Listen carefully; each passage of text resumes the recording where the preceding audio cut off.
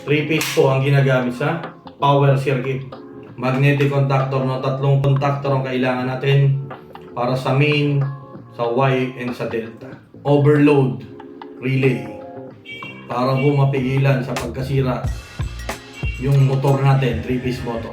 Terminal blocks para po dito tayo magko-connecta ng normally open, push button, pilot lang. A few minutes later. Kamusta mga boss? Welcome sa EGC Tutorial TV. Ngayong araw ang pag-uusapan natin ay ang mga materyales na ginagamit sa motor control. Pero bago ang lahat, please like, share, and subscribe. And hit nyo na rin yung notification button para lagi kayong updated sa mga bagong video aking gagawin.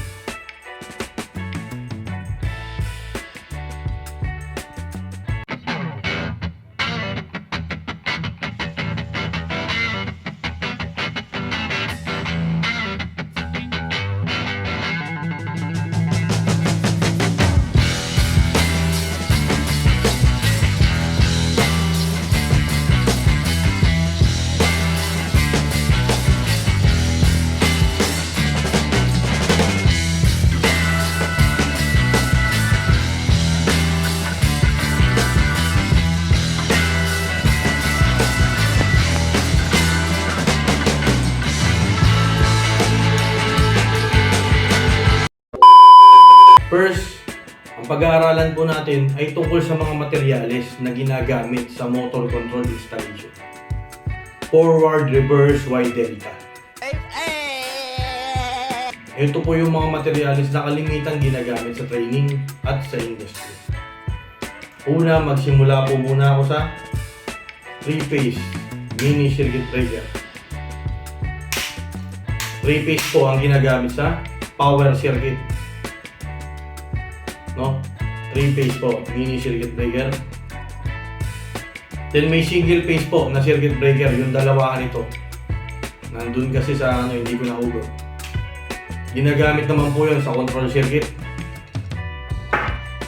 Magnetic contactor for contact po.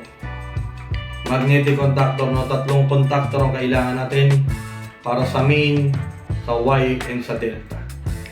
Pwede na!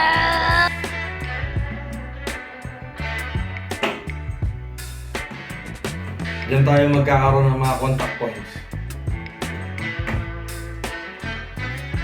Overload relay para po mapigilan sa pagkasira yung motor natin, 3-piece motor. Timer para po ma-reset natin yung lipat niya. Timer po. 24 volts relay. Kailangan din po natin ito. Terminal blocks para po dito tayo magko-connecta ng mga materials na ito. Normally open, push button, dalawa, hanggat maaari.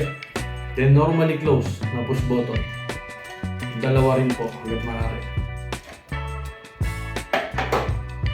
Pilot lang para po meron tayong sa run, stop, idle, at baka po na isa pa.